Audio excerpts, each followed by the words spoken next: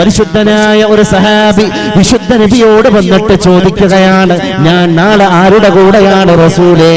അവിടുന്ന് മറുപടി പറയുകയാണ്, അൻത മഅമൻ അഹബബ്ത, നീ ഇവിടെ ആരെയാണോ ഇഷ്ടപ്പെട്ടത്, നീ ഇവിടെ ആരെയാണോ സ്നേഹിച്ചത്, അവന്റെ കൂടെയാണ് നിന്റെ പരലോകം, അവന്റെ കൂടെയാണ് നിന്റെ സഞ്ചാരം. അതുകൊണ്ട് ഇത് ഭൗതിക തരംഗങ്ങളുടെ ലോകമാണ്, ഇത് നശ്വരതയുടെ ലോകമാണ്, ഇത് സ്വപ്നങ്ങളുടെ ലോകമാണ്, ഇത് വിട പറഞ്ഞുകൊണ്ടിരിക്കുന്ന ലോകമാണ്. ഈ ലോകത്ത് നമ്മൾ എന്ത് നേടി?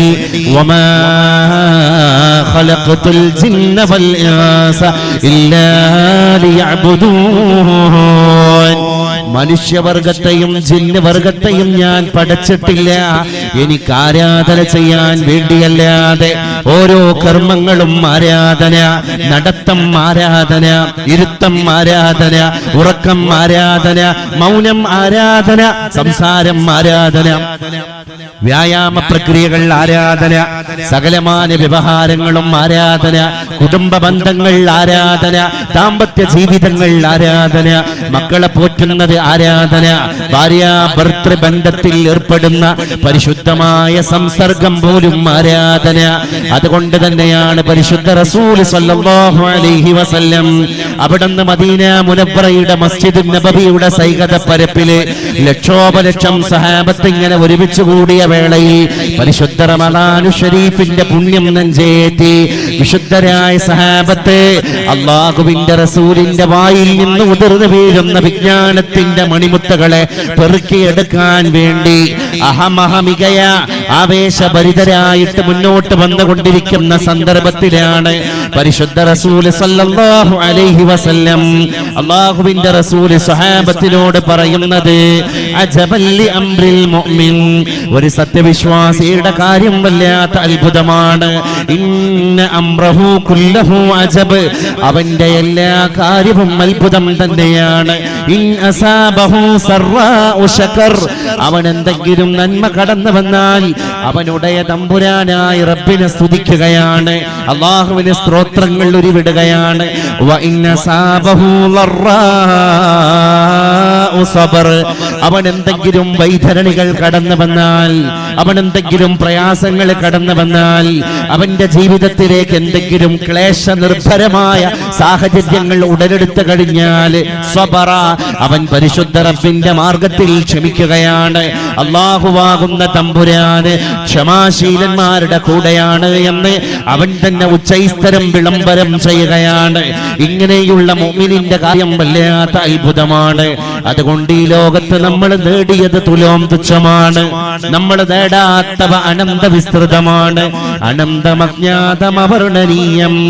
ഈ ലോകഗോളം തിരിയുന്ന മാർഗം അതങ്ങതങ്ങാണ്ടൊരിടത്തിരുന്നു കാണുന്ന മർത്യൻ കഥയെന്തു കണ്ടു. അനന്തവിസ്തൃതമായ ഈ ലോകത്ത് അള്ളാഹു പടച്ചു വെച്ചിരിക്കുന്ന അത്ഭുതാവഹമായ കാര്യങ്ങളെ തന്നെ നമ്മളൊന്നും ഗ്രഹിച്ചിട്ടില്ല.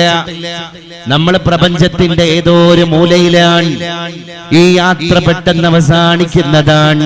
ഇത് കഴിഞ്ഞാൽ വിശാലമായ ഒരു യാത്ര കടന്നു വരാനിരിക്കുകയാണ്. പ്രിയപ്പെട്ടവരെ, ഈ യാത്ര പെട്ടെന്ന് അവസാനിക്കും. ഇത് ആലമുദ്ദുന്യവിയാണ്. നമ്മൾ എവിടെ നിന്ന് വന്നവരാണ്? ആലമുൽ അർവാഹിൽ നിന്ന് വന്നവരാണ്. റൂഹുകളായി ആലമുൽ അർവാഹിൽ, റൂഹുകളുടെ ലോകത്ത് കോടാനകോടി വർഷങ്ങൾ ഒരുമിച്ച് കൂടിയ ആൾക്കാരാണ് നമ്മളെല്ലാം. പരിശുദ്ധ പ്രവാചക തിരുമേനിയുടെ മുശറഫായ ഹദീസ് ഉണ്ടങ്ങനെ, അൽ അർവാഹു ജുനൂദും മുജന്നദ, ആത്മാക്കൾ മുഴുവൻ സംഘടിക്കപ്പെട്ട സൈന്യമാണ്. വമാ തആറഫ മിൻഹാ ഇഖ്തലഫ, അവിടെ വെച്ച് ആരൊക്കെയാണോ കണ്ടുമുട്ടിയത് അവരെല്ലാവരും ഇവിടെ വെച്ചും കണ്ടുമുട്ടുന്നതാണ്. വമാ തഖാലഫ വതനാകറ മിൻഹാ, അവിടെ വെച്ച് കണ്ടുമുട്ടാത്ത ആത്മാക്കൾ ഇഖ്തലഫ, ഇവിടെയും കണ്ടുമുട്ടാതെ പിരിഞ്ഞു പോകുന്നതാണ്. അതാണ് ദുനിയാവിന്റെ സാഹചര്യം. ദുനിയാവിന് അല്ലാഹു ഒരു വ്യവസ്ഥിതി വെച്ചിരിക്കുകയാണ്. അപ്പൊ നമ്മൾ മനസ്സിനെ പാകപ്പെടുത്തണം. ഇവിടെ ഏറ്റവും പ്രധാനം സത്യവിശ്വാസിയെ സംബന്ധിച്ചിടത്തോളം അതിപ്രധാനം മൈൻഡ് സെറ്റാണ്. മൈൻഡ് സെറ്റാണ്. When there is beauty in heart, there is beauty in character. When there is beauty in character, there is harmony in the hope. When there is harmony in the hope, there is order in the nation. When there is order in the nation, there is peace in the world. Peace of world. ലോക സമാധാനത്തിന്റെ പ്രധാന ഹേതുകം എവിടെയാണ് കിടക്കുന്നത്? Beauty of heart. മനസ്സിന്റെ സൗകുമാര്യതയിലാണ്, മനസ്സിന്റെ ഭംഗിയിലാണ്. അത് പരിശുദ്ധ റസൂലുള്ളാഹിന്റെ ഹദീസാണ് സല്ലല്ലാഹു അലൈഹി വസല്ലം. അഖറബുക്കും ഇലയ്യ യൗമൽ ഖിയാമ. നാളെ അന്ത്യനാളിൽ നിങ്ങൾ മഹ്ശറാവൻ സഭയിൽ കോടാനക്കോടികളായിട്ട് സംഗമിക്കുന്നതാണ്. ആ ജനസഹസ്രങ്ങൾ മുഴുവൻ ഒരുമിച്ച് കൂടുന്ന വേളയിൽ എന്റെ ശരീരത്തോട് അന്ത്യനാളിൽ ഏറ്റവും അടുത്ത വിഭാഗം ആരാണ് എന്ന് നിങ്ങൾക്കറിയുമോ സഹാബ? അഹ്സനുക്കും അഖ്ലാഖ. നിങ്ങളിൽ നല്ല സ്വഭാവ സൽപെരുമാറ്റമുള്ള ആളുകളാണ്. നല്ല പെരുമാറ്റം. ദുനിയാവിൽ ജീവിച്ച സമയത്ത് ഒരാളെ വെറുപ്പിച്ചിട്ടില്ല. ദുനിയാവ് ജീവിച്ച സമയത്ത് അയൽപ്പക്കക്കാരന് നമ്മളെ കൊണ്ട് ദ്രോഹം ഉണ്ടായിട്ടില്ല.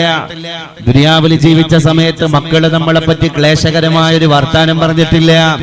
ബഹുമാന്യനായ എന്റെ സഹൃദയനായ സ്നേഹിതൻ കരീം ഫൈലി അവர்கள் ഇവിടെ സൂചിപ്പിച്ച പോലെ മാതാപിതാക്കളോട്, കുടുംബ ബന്ധങ്ങളോട് നമ്മൾ വെച്ചു പുലർത്തേണ്ട മര്യാദകളിൽ നിന്ന് ഈ മനുഷ്യൻ ഭൗതിക ലോകത്തെ ജീവിത വ്യവസ്ഥിതികൾക്കിടയിൽ അണുമണി പോലും തെറ്റിയിട്ടില്ല. അങ്ങനെയുള്ള ആളുകളാണ് അഖറബുക്കും ഇലയ്യ യൗമൽ ഖിയാമ.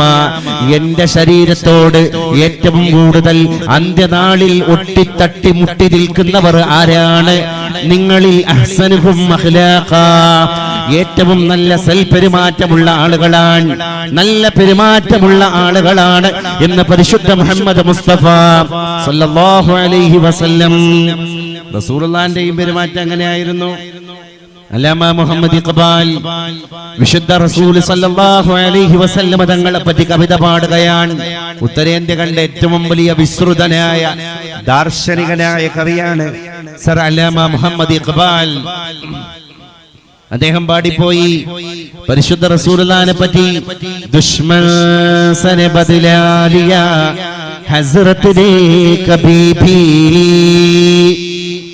दुश्मन से हजरत हुजूर आलम सल्लल्लाहु अलैहि वसल्लम हरगिज अपने दुश्मन लोग से दुश्मनानी को नहीं पाला, नहीं पूछा. अगर एक दुश्मन आप सल्लल्लाहु अलैहि वसल्लम को एक तलवार से मारे तो उसके बदले में आप सल्लल्लाहु अलैहि वसल्लम दूसरे एक तलवार से उसको मारते हैं. लेकिन वो कौन सी तलवार है? अखलाक के तलवार से मारा. अदान दुश्मन सने बदला लिया हजरत ने कभी भी. പരിശുദ്ധ പ്രവാചക തിരുമേനി സല്ലല്ലാഹു അലൈഹി വസല്ലം ഒരിക്കലും ശത്രുവിനോട് ഏറ്റുമുട്ടിയിട്ടില്ല. ഇങ്ങോട്ട് ആക്രമിച്ച ശത്രുവിനെ അതേ വാള് കൊണ്ട് അങ്ങോട്ട് ആക്രമിച്ചിട്ടില്ല. പിന്നെ മാറാബീതോ. ഇനി പരിശുദ്ധ റസൂലെങ്ങാനും ശത്രുവിനെ തിരിച്ചു വെട്ടിയിട്ടുണ്ടെങ്കിൽ വെട്ടാൻ ഉപയോഗിച്ച തൽവാർ, ഖഡ്ഗം, വാള് അതേതാണ്? അഖ്ലാഖ് കേ തൽവാർ. സൽസ്വഭാവത്തിന്റെ ഘടകമാണ്.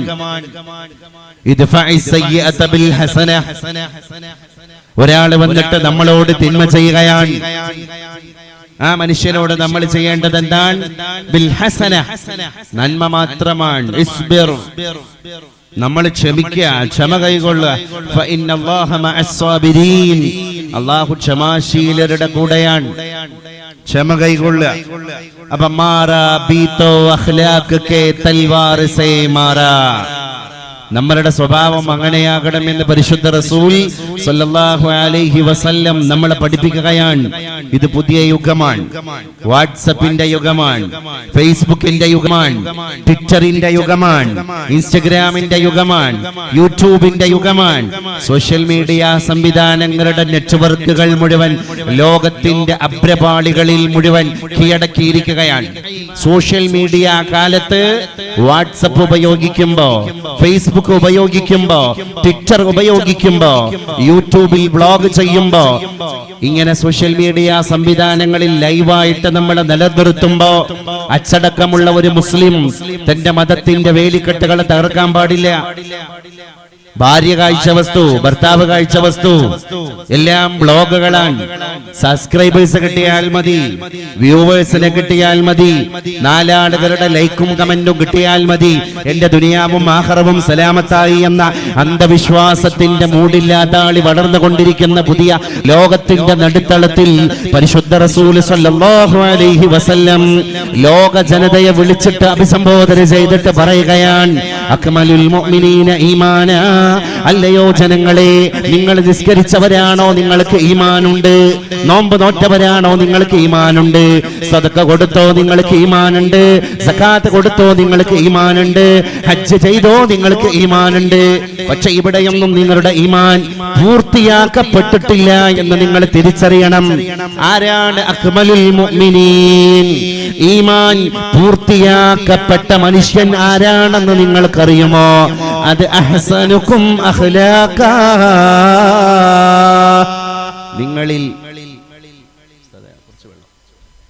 നിങ്ങളിൽ ഏറ്റവും നല്ല സൽപെരുമാറ്റമുള്ള ആളാണ് അഹ്സനുക്കും അഖ്ലാഖാ. അപ്പോ എല്ലായിടത്തും and I have miles to go before I sleep, എനിക്ക് ഞാൻ ഉറങ്ങുന്നതിന്റെ മുമ്പ് ഒരുപാട് ഓടാനുണ്ട്, സഞ്ചരിക്കാനുണ്ട് എന്ന് റോബർട്ട് ഫ്രോസ്റ്റ്, ഇംഗ്ലീഷ് കവിയായ റോബർട്ട് ഫ്രോസ്റ്റ് അദ്ദേഹത്തിന്റെ പ്രശസ്തമായ പോയട്രിയുടെ അകത്ത് എഴുതി വെച്ചിട്ടുണ്ട്, and I have miles to go before I sleep. ഞാൻ ഉറങ്ങുന്നതിന് മുമ്പ് എനിക്ക് ഒരുപാട് ഓടേണ്ടതുണ്ട്. നമുക്ക് ഉറങ്ങാൻ സമയമില്ല, നമുക്കുറങ്ങാൻ സമയമില്ല. ഹിയ ദുനിയാ അഖല്ലു മിനൽ ഖലീലി വഅശിഖുഹാ അദല്ലു മിനൽ ദലീലി. ഇത് കുറഞ്ഞതിൽ വെച്ച് ഏറ്റവും കുറഞ്ഞതാണ് ദുനിയാവ്. അപ്പൊ ആരാ റബ്ബ് തമ്പുരാൻ? അവന്റെ ഖജനാവ് ഇപ്പോഴും വിശാലമാണ്, അവന്റെ ഖജനാവ് ഇപ്പോഴും വിസ്തൃതമാണ്. പ്രപഞ്ചമേ നീ പല ദുഃഖജാലം നിറഞ്ഞതാണെങ്കിലും ഇത്രമാത്രം ചേതോഹര കാഴ്ചകൾ നിങ്കലുള്ള കാലത്തു നിൻ പേരിൽ അവൻ അടുക്കും. ദുനിയാവിന്റെ ഭംഗി കാണുമ്പോ ദുനിയാവിൽ വരും അദ്ദുനിയ ഹൽവത്തുൻ ഖളിറ. അപ്പോ സോഷ്യൽ മീഡിയ കാലത്ത് 4 ലൈക്കിന് വേണ്ടി ജീവിക്കേണ്ടവരല്ല നമ്മളാരും. നമ്മൾ പരിശുദ്ധ റബ്ബിനെ കണ്ടുമുട്ടേണ്ടവരാണ്.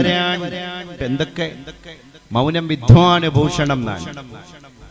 ഇപ്പോ ഒരു ഗ്രൂപ്പില്, ഒരു WhatsApp group, for example suppose നിങ്ങളൊക്കെ ഒന്ന് സങ്കല്പിച്ചു നോക്കുക, ഒരു വാട്സപ്പ് ഗ്രൂപ്പ് എടുക്കുക. ആ വാട്സപ്പ് ഗ്രൂപ്പിന്റെ അകത്ത് ഏകദേശം ഒരു ആവറേജ് 250 ആളുകളുണ്ട് എന്ന് കരുതുക. അവിടെ എന്തോ ഒരു പ്രധാനമായ വിഷയത്തിന്റെ ചർച്ച നടക്കുക. ആ ചർച്ചയിൽ ഇടപെടണ്ടേ എന്ന് ആലോചിച്ചിട്ട് ഇടപെടുക. നേരെ ചാടിക്കേറി അഭിപ്രായം പറഞ്ഞാല് നമ്മൾ ഒരുപാട് ആളുകളെ വെറുപ്പിച്ചിട്ടുണ്ടാകും. കാരണം എന്റെ അഭിപ്രായം എല്ലാവർക്കും സ്വീകാര്യമാണോ എന്നുള്ളത് നമ്മൾ അഭിപ്രായം പറയുന്നതിന് മുമ്പ് ആലോചിച്ചിട്ടില്ല. അപ്പൊ നമുക്കൊരു ഭരണപക്ഷം ഉണ്ടാകും, നമുക്കൊരു പ്രതിപക്ഷം ഉണ്ടാകും, നമ്മൾ അനുകൂലിക്കുന്ന ഒരു വിഭാഗം ഉണ്ടാകും, നമ്മൾ പ്രതികൂലിക്കുന്ന ഒരു വിഭാഗം ഉണ്ടാകും. ചാടിക്കേറി അഭിപ്രായം പറഞ്ഞപ്പോ നമുക്ക് 2 പക്ഷം ഉണ്ടായി. അവിടെയാണ് പരിശുദ്ധ റസൂല് പറഞ്ഞത്, മൻ സർറഹു അയ്യുസ്ലം, നിങ്ങൾ രക്ഷപ്പെടണമെന്ന് നിങ്ങൾ ആരെങ്കിലും താല്പര്യപ്പെടുന്നുണ്ടോ? എന്നാൽ മൗനം വിദ്വാന് ഭൂഷണം. അവൻ മൗനം നിർബന്ധാക്കട്ടെ, അവൻ കൂടുതലൊന്നും പറയാൻ നിൽക്കണ്ട. ദൂർ ദുനിയാ ക മേരെ ദം സേ അന്ധേരാ ഹോ ജായേ. നമ്മളൊക്കെ പ്രതീക്ഷ എപ്പോഴും എന്തോ ആവണം, മേരെ സബബ് സേ ദുനിയാ കെ പൂരെ അന്ധേരാ ദൂർ ഹോ ജായേ. दूर दुनिया के मेरे दम से अंधेरा हो जाए. ഞാൻ കാരണം, എന്റെ ഖൽബിലുള്ള ഇൽമ് കാരണം, എന്റെ ഹൃദയത്തിന്റെ ഈമാനിന്റെ വെളിച്ചം കാരണം അല്ലാഹുവേ എന്റെ കുടുംബത്തിന്റെ, എന്റെ നാടിന്റെ ഇരുട്ട് ആട്ടപ്പെടണം. എന്റെ വീട്ടിലേക്ക്, എന്റെ കുടുംബത്തേക്ക്, എന്റെ സഹധർമ്മിണിയിലേക്ക്, എന്റെ മക്കളിലേക്ക് വെളിച്ചം വിരുന്നു വരണം. ഹർ ജഗാ മേരേ ചമക്നെ സേ ഉജാലാ ഹോ ജായേ. ഞാനിങ്ങനെ പ്രകാശിക്കുമ്പോ, ഞാനാകുന്ന മെഴുകുതിരിപ്പട്ടം പ്രകാശിക്കുന്നത് കാരണം ലോകം മുഴുവൻ പ്രകാശാലങ്കൃതമാകണം തമ്പുരാനേ. അത് ഒരു വിശ്വാസിയുടെ പ്രാർത്ഥനയാണ്. നമ്മൾ ആ പ്രാർത്ഥനയുടെ ഭാഗം നിൽക്കേണ്ട ആൾക്കാരാണ്. അതാ ഞാൻ പറഞ്ഞത്, മിനിയാന്നാണ്, 2 ദിവസം മുമ്പാണ് ദുബായിലെ ഫ്ലാറ്റിൽ വെച്ചിട്ട് 20-കാരിയായ കോഴിക്കോട് ജില്ലയിലെ കേരളത്തിലെ കോഴിക്കോട് ജില്ലയിലെ ഒരു മലയാളി മുസ്ലിം പെൺകുട്ടി, ആ പെൺകുട്ടി ഒരുപാട് സോഷ്യൽ മീഡിയയിൽ നിറഞ്ഞു നിൽക്കുന്ന പെൺകുട്ടിയാണ്. ഒരുപാട് ആരാധനാ പ്രവാഹമുള്ള പെൺകുട്ടിയാണ്. ഒരുപാട് ആളുകളുള്ള പെൺകുട്ടിയാണ്. എന്നിട്ടും എന്തേ ഒരു കഷ്ണം കയറിൽ ജീവിതം അവസാനിപ്പിക്കേണ്ടി വന്നു? എന്റെ പ്രിയപ്പെട്ടവരെ, നമ്മൾ we are living in the world of colours. വർണ്ണങ്ങളുടെ ലോകത്താണ്. എല്ലാ വെളിച്ചവും എനിക്ക് അനുകൂലാണ്, എല്ലാ ശബ്ദവും എനിക്ക് അനുകൂലാണ് എന്ന് വിശ്വസിച്ചു പോകുന്ന ഒരു കൗമാരം. ആ കൗമാരത്തിന്റെ അനന്ത സാധ്യതകളെ വർദ്ധിപ്പിച്ചുകൊണ്ടിരിക്കുകയാണ് സോഷ്യൽ മീഡിയ സംവിധാനങ്ങൾ. അവിടെ അള്ളാഹു പറഞ്ഞൊരു വാക്ക് നിങ്ങൾ ആലോചിക്കണം. ബിസ്മില്ലാഹിർ റഹ്മാനിർ റഹീം. اليوم نختم على أفواههم وتكلمنا أيديهم وتشهد أرجلهم بما كانوا يكسبون.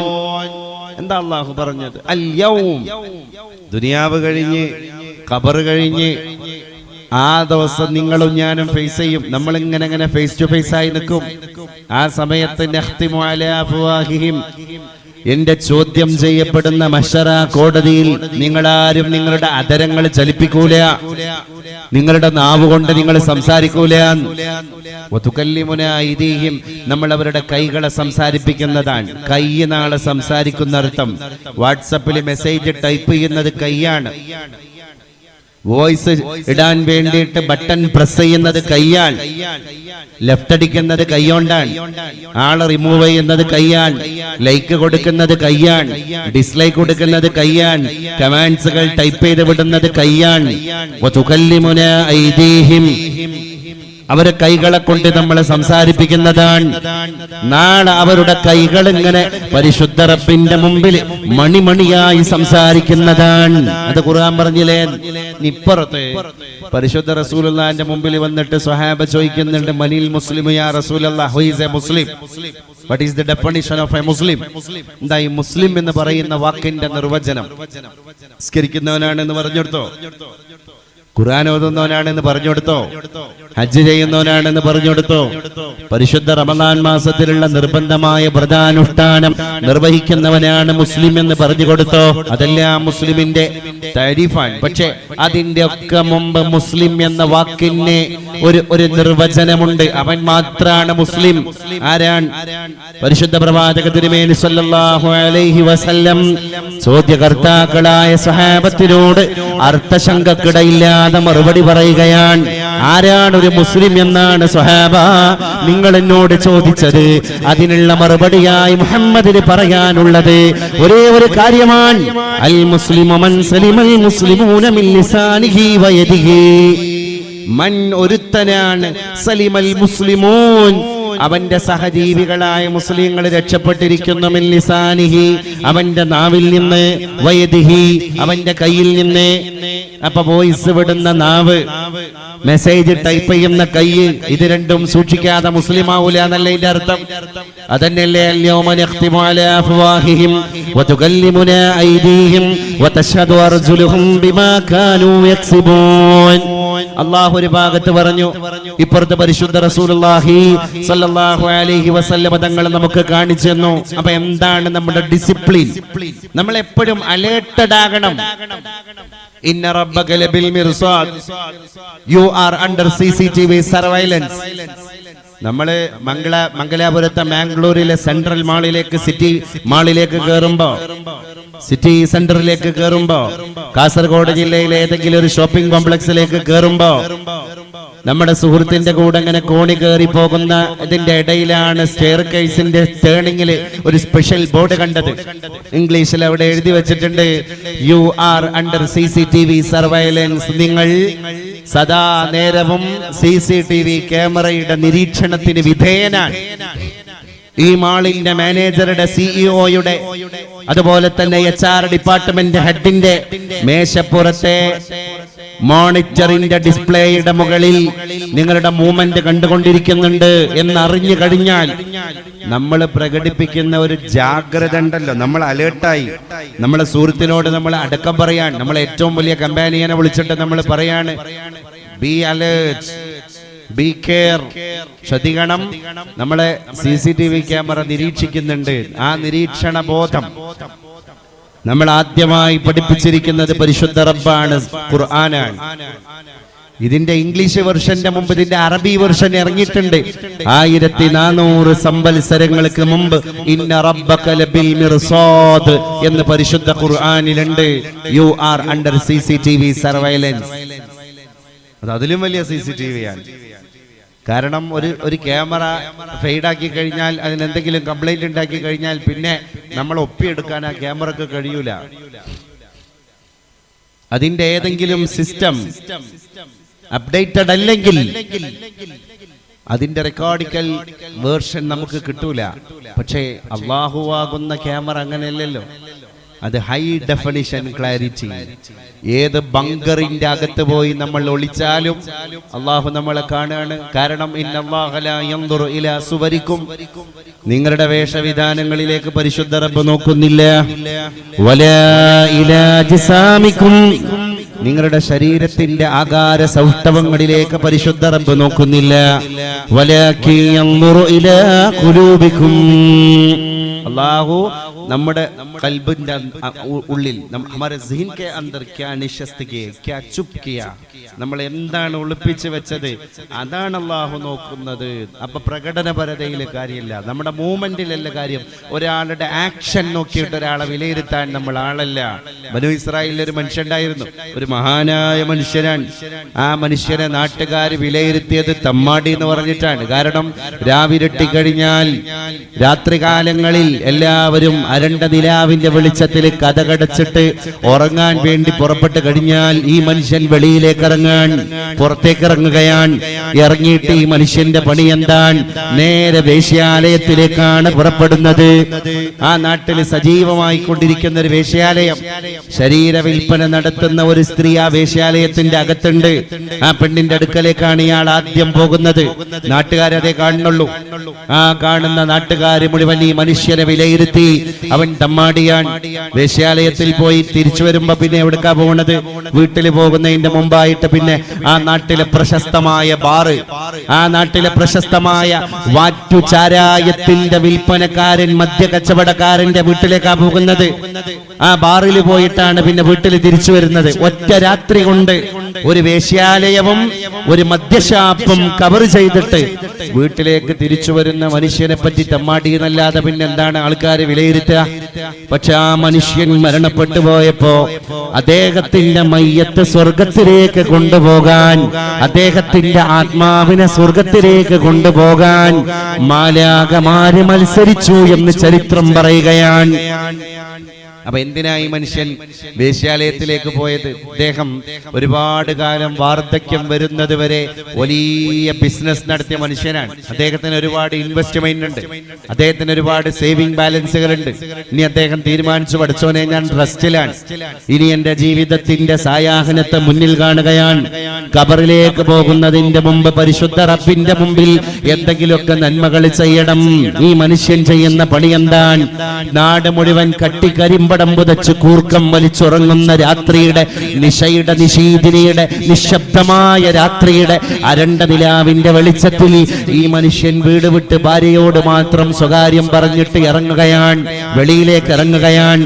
നേരെ പോകുന്നത് ശരീര വിൽപ്പനക്ക് വേണ്ടി അന്യപുരുഷന്റെ പണം കാത്തിരിക്കുന്ന ഈ മാദക ശരീരത്തിന്റെ ഉടമയായ വേശ്യാസ്ത്രീയെ സമീപിക്കാനാണ്. ആ പെണ്ണിന്റെ കതകിനിങ്ങനെ മുട്ടുകയാണ്. വേശ്യപ്പെണ്ണ് വാതില് തുറക്കുകയാണ്. വാതില് തുറക്കുന്ന നേരത്ത് ഈ സഹോദരിയോട് ഈ മനുഷ്യൻ ചോദിക്കുകയാണ്, അല്ലയോ പെങ്ങളെ, ഇന്നത്തെ രാത്രി അന്യപുരുഷനെ സമീപിക്കുന്നതിലൂടെ നാളെ നേരം പുലരുന്നതിന്റെ മുമ്പായി എത്ര രൂപയാണ് നീ പ്രതീക്ഷിക്കുന്നത്? അപ്പൊ ആ സഹോദരി പറഞ്ഞു, നാളെ നേരം പുലരുന്നതിന്റെ മുമ്പായിട്ട് എന്റെ ജീവിതത്തിന്റെ ചിട്ടവട്ടങ്ങളൊക്കെ പുലരണമെങ്കിൽ 500 ദിർഹം എനിക്ക് കിട്ടണം. അപ്പൊ ഇയാള് അദ്ദേഹത്തിന്റെ ജീവിതത്തിലെ ഇത്രയും വലിയ ഇൻവെസ്റ്റ്മെന്റിൽ നിന്ന് 500 ദിർഹം ആ പെണ്ണിന്റെ കയ്യിൽ എടുത്തു കൊടുത്തിട്ട് പറയാണ്, ഇനി വാതിൽ തുറക്കാൻ പാടില്ല, ഇന്നത്തെ രാത്രി ഇനി അന്യപുരുഷനെ പ്രതീക്ഷിച്ചിട്ട് ഈ കഥക് തുറന്നു വെക്കാൻ പാടില്ല, കഥകടക്കണം, കൊട്ടിയടക്കണം, മലർക്ക തുറക്കപ്പെട്ട കവാടം കൊട്ടിയടക്കപ്പെടണം. ഇനി ഒരു പുരുഷൻ നീ വളപ്പിലേക്ക് ചവിട്ടാൻ പാടില്ല. നീ പ്രതീക്ഷിച്ച 500 ദിർഹം ഞാൻ നിന്റെ കയ്യിൽ ഏൽപ്പിച്ചിരിക്കുകയാണ്. ആ മനുഷ്യൻ അതോടുകൂടെ അവിടെ നിന്ന് തിരിഞ്ഞു പോരുകയാണ്.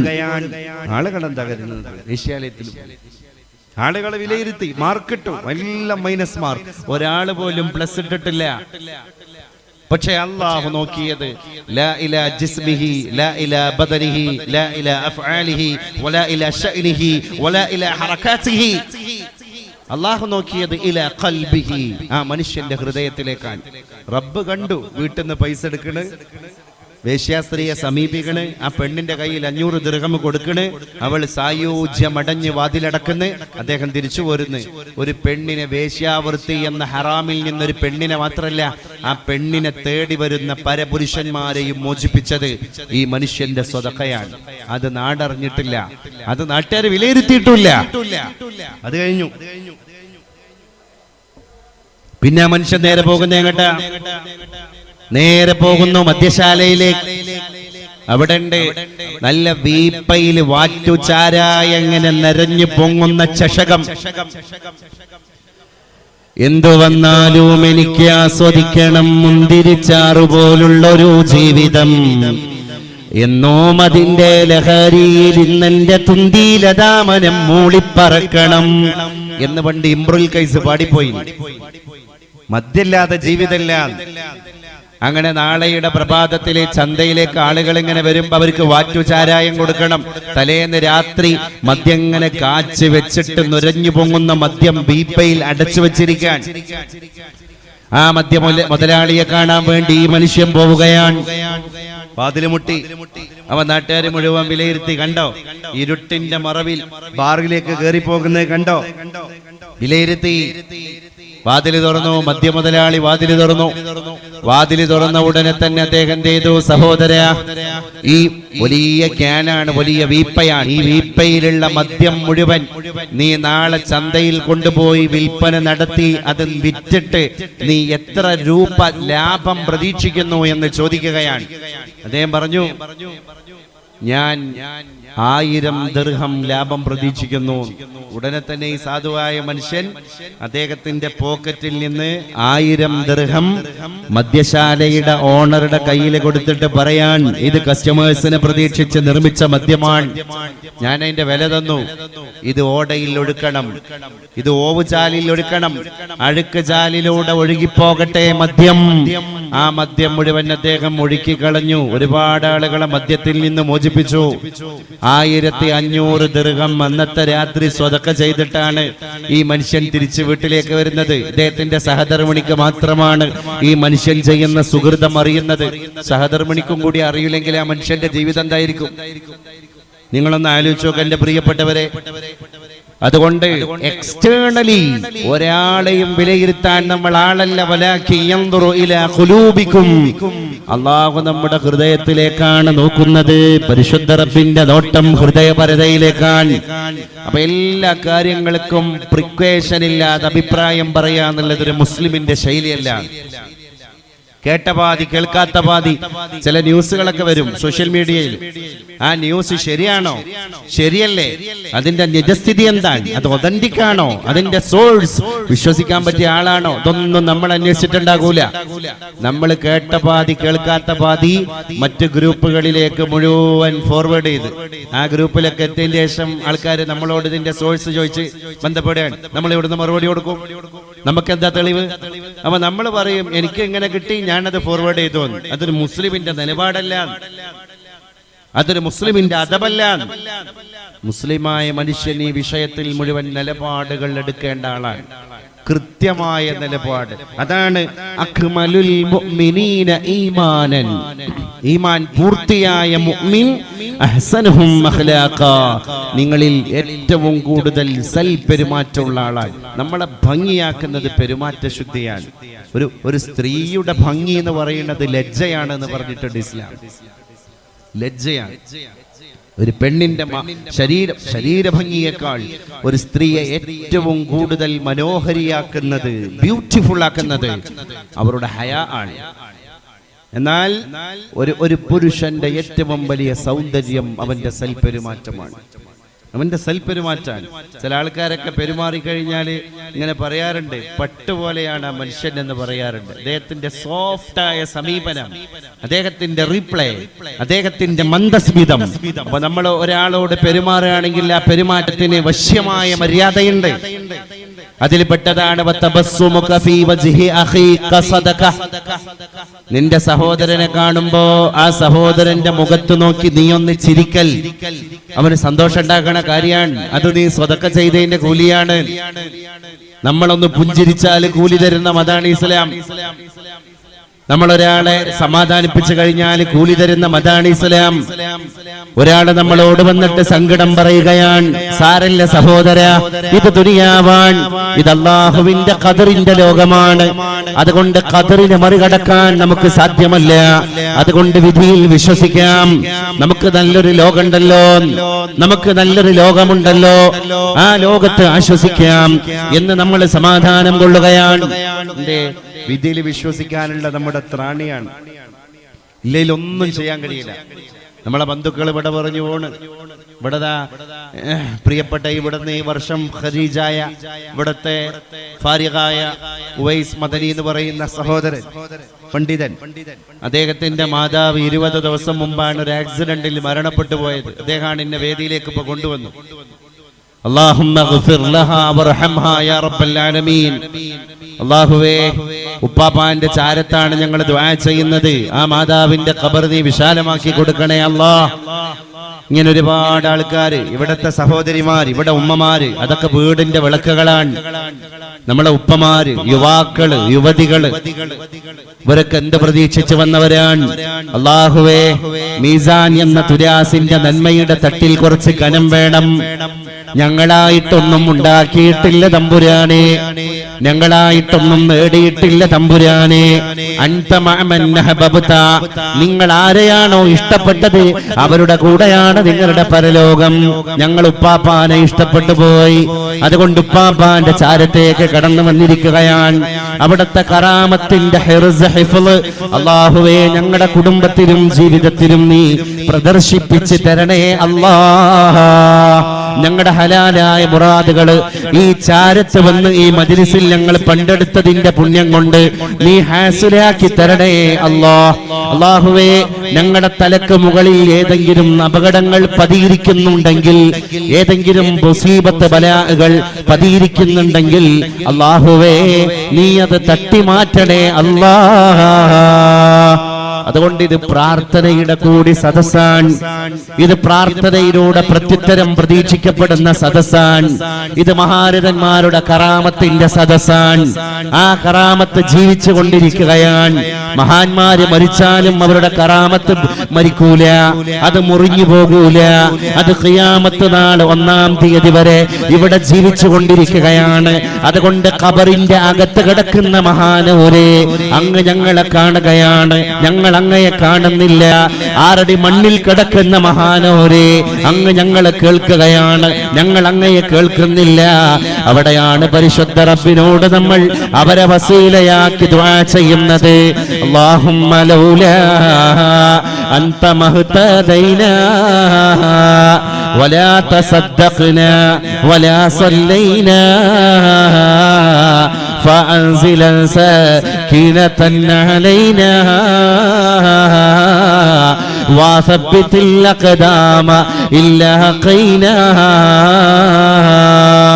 അല്ലാഹുവേ, ഞങ്ങൾ സീറോ ബാലൻസ് ആണ് തമ്പുരാനെ, ഞങ്ങൾ ബിഗ് സീറോ ആണ് തമ്പുരാനെ.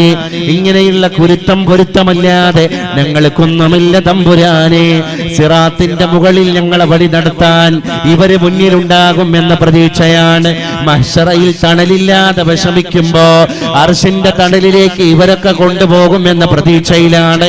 അല്ലാഹുവേ, അവരെ ഹുബ്ബ് കൊണ്ട് ഞങ്ങളെ ചേർക്കണേ അല്ലാഹ്. നിങ്ങൾ എന്നോട് ദുആ ചെയ്തോളൂ, ഞാൻ നിങ്ങൾക്ക് ഉത്തരം തരും എന്ന് പരിശുദ്ധവാനായ റബ്ബ് പറഞ്ഞതാണ്. നമ്മൾ എന്തിനാ ദ്വാരക്കാൻ പേടിക്കുന്നത്? ദ്വാരുന്നോ ഉത്തരം കിട്ടിയിട്ടുണ്ട്. നിങ്ങൾ ആത്മാർത്ഥമായിട്ട് ചോദിച്ചോ, നിങ്ങൾ പൊളൈറ്റ്നസോടുകൂടെ ചോദിച്ചോ, നിങ്ങൾ നിഷ്കളങ്കരായി ചോദിച്ചോ, നിങ്ങൾ നല്ല നിയത്തോടുകൂടെ ചോദിച്ചിട്ടുണ്ടോ, നിങ്ങൾക്ക് ഉത്തരം കിട്ടിയിട്ടുണ്ട്. നമ്മൾ നേടേണ്ടതൊക്കെ നേടിയത് ഇങ്ങനെയുള്ള സദസ്സിൽ നിന്നാണ്, ചേതോഹരമായ ഇങ്ങനെയുള്ള മജ്‌ലിസുകളിൽ നിന്നാണ്. ഈ ഉമ്മത്ത് ഇസ്സത്ത് ഉണ്ടാക്കിയത് ഇങ്ങനെയുള്ള മജ്‌ലിസുകളിൽ നിന്നാണ്. അല്ലാഹു ഈ ഇസ്സത്തിനെ വീണ്ടെടുക്കാനുള്ള ഒരു ശക്തിയാക്കി മജ്‌ലിസിനെ മാറ്റട്ടെ. ഉള്ളാളുപ്പാപ്പാന്റെ ഹക്ക് കൊണ്ട് അല്ലാഹു സുബ്ഹാനഹു വ തആല ഈ സമുദായത്തിന്റെ ഇസ്സത്തിനെ ഉത്തരോത്തരം വർദ്ധിപ്പിക്കട്ടെ. اللهم أعزنا ولا تذلنا يا رب العالمين. നമ്മൾ ഇന്ന് എപ്പോഴും ദ്വാരക്കേണ്ട ഒരു സാധനമാണ്, എപ്പോഴും ദ്വാരക്കേണ്ട സാധനം. اللهم أعزنا ولا تذلنا يا رب العالمين.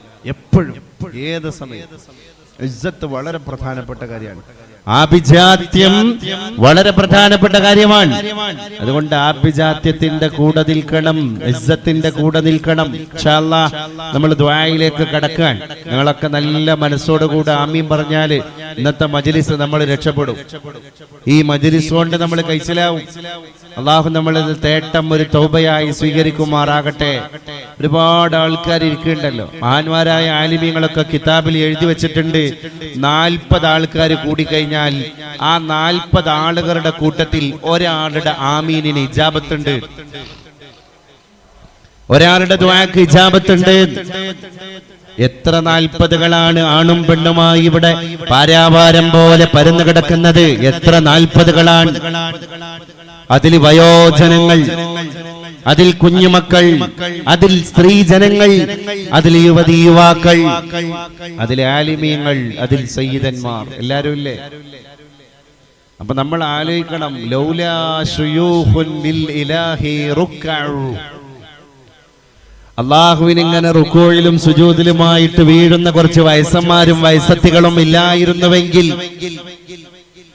വസുബിയതും മീനൽ യതാമാറുല്ലഉ, മാതാവിന്റെ മുലപ്പാല് കുടിച്ചുകൊണ്ടിരിക്കുന്ന ഒട്ടും പൊട്ടും തിരിയാത്ത കുഞ്ഞു പൈതങ്ങൾ ഈ ലോകത്ത് ഇല്ലായിരുന്നുവെങ്കിൽ, വമുഹ്മലാതുൻ ഫിൽ ഫലാതി റുത്തഉ, പാടശേഖരങ്ങളിൽ, വയലേലകളിൽ, പച്ചപ്പുൽമേടുകളിൽ മേഞ്ഞു തിരിഞ്ഞ് നടക്കുന്ന ഒരു തെറ്റുപോലും ചെയ്യാത്ത ആടുമാടുകൾ ഈ ലോകത്ത് നാക്കാലി ജീവികൾ ഇല്ലായിരുന്നുവെങ്കിൽ, സുബ്ബഅലൈകുമുൽ അദാബുൽ ഔജഉ, നിങ്ങളുടെ തലക്ക് മുകളിൽ അല്ലാഹുവിന്റെ കഠിനമായ കഠോരമായ ശിക്ഷ എപ്പോഴോ വീണുപോയിരുന്നേനെ എന്ന് ഒരു കവി പാടിപ്പോവുകയുണ്ടായി. പ്രിയപ്പെട്ടവരെ, അതുകൊണ്ട് നമ്മളെ ബാലൻസ് ചെയ്ത് നിർത്തുന്നത് വയോവൃദ്ധരാണ്, കുട്ടികളാണ്, മിണ്ടാപ്രാണികളായ നാക്കാലി വിഭാഗങ്ങളാണ്, ആടുമാട് ജീവികളാണ്. ആ ജീവികളൊന്നും അള്ളാഹുവിന് തെറ്റ് ചെയ്തവരല്ല.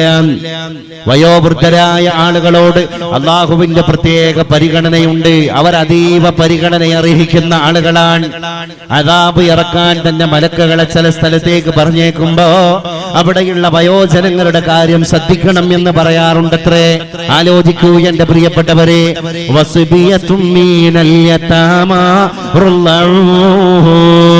പാവപ്പെട്ട ഉമ്മാന്റെ അമൃത കുംഭങ്ങളെ, അമ്മിഞ്ഞ പാലിനെ കുടിച്ചുകൊണ്ടിരിക്കുന്ന നിഷ്കളങ്കരായ കുഞ്ഞുമക്കളില്ലായിരുന്നുവെങ്കിൽ, അപ്പൊ ഈ കുഞ്ഞുങ്ങളെ കൊണ്ടും വയോവൃദ്ധ ജനങ്ങളെ കൊണ്ടൊക്കെയാണ് നമ്മൾ രക്ഷപ്പെട്ടു പോകുന്നത്. അങ്ങനെയുള്ള ഒരുപാട് ആൾക്കാരുടെ ഒരു പുരുഷാരം, അപ്പുറത്തൊരു സ്ത്രീ പാരാവാരം, ഇങ്ങനെ ഒരു വലിയ ജനസമുദ്രം ഇങ്ങനെ ഒഴുകിപ്പരന്ന് ഈ മഹാ ഉറൂസിനെ അലങ്കരിച്ചു കൊണ്ടിരിക്കുമ്പോ നമ്മൾ ആമീന് കൊണ്ട് അള്ളാഹുവിന്റെ ദർബാറിലേക്ക് ഒന്ന് കയ്യുയർത്തുക. അള്ളാഹു നമ്മുടെ ചോദ്യങ്ങളെ സ്വീകരിക്കുമാറാകട്ടെ, നമ്മുടെ ഖൽബുകളെ അള്ളാഹു തള്ളാതിരിക്കുമാറാകട്ടെ. ഇൻഷാ അല്ലാഹ് നല്ല അദബോടെ ഖുശൂഅോടെ നിങ്ങൾ ആമീൻ, 4 കിതാബിൽ നിന്നുള്ള വചനങ്ങളാണത്. ആമീൻ എന്ന 4 അക്ഷരം അത് 4 കിതാബുകളിൽ നിന്ന്, 4 വേദങ്ങളിൽ നിന്നെടുത്തതാണ്. ഒന്ന് സബൂറാൻ, ഒന്ന് ഇൻജീലാൻ, ഒന്ന് തൗറാത്താൻ, ഒന്ന് വിശുദ്ധ ഖുർആനാൻ. അതുകൊണ്ട് 4 ഗ്രന്ഥങ്ങളിൽ നിന്നും എടുത്ത ആമീൻ എന്ന വാക്കിന്റെ അർത്ഥം ഞങ്ങൾ ചോദിക്കുകയാണ്, നീ ഉത്തരം തരണേ അല്ലാ എന്നാണ്. പഠിച്ചോനെ, ഞങ്ങൾ ചോദിക്കുകയാണ്, നീയാണ് ഉത്തരം തരേണ്ടവൻ. നിന്റെ ഖജനാവ് കാലിയായിട്ടില്ല. കൊറോണ വന്നു, കോടികളെ നഷ്ടം ലോക ആചാര്യന്മാർക്കുണ്ടായി. നിനക്ക് ഒരു കുറവുണ്ടായിട്ടില്ല. നിന്റെ ഖജനാവ് കൂടിയിട്ടേ ഉള്ളൂ. ആ ഖജനാവിന്റെ മുതലാളിയോടാണ് ഞങ്ങളുടെ ചോദ്യം. ഞങ്ങൾക്ക് വേറെ മുതലാളിമാരെ ആവശ്യമില്ല. ആ ഉടമസ്ഥനോടാണ് ഞങ്ങളുടെ ചോദ്യം. യാ മാലിക്കൽ മുൽക്കി തുതിൽ മുൽക മൻ തശാ, നീ ഉദ്ദേശിച്ച ആളുകൾക്ക് അധികാരം കൊടുക്കുന്നവനാണ്. വൽതുൻസിഉൽ മുൽക മിമ്മൻ തശാ, നീ ഉദ്ദേശിച്ച ആളുകളുടെ കയ്യിൽ നിന്ന് അധികാരങ്ങളെ വാങ്ങി വെക്കുന്നവനാണ്. വതുഇസ്സു മൻ തശാ, നീ ഉദ്ദേശിച്ച ആളുകൾക്ക് ഇസ്സത്ത് കൊടുക്കുന്നവനാണ്. വതുദില്ലു മൻ തശാ, നീ ഉദ്ദേശിച്ച ആളുകളെ ഇസ്സത്തിൽ നിന്ന് ദില്ലത്തിലേക്ക് കൊണ്ടുപോകുന്നവനാണ്.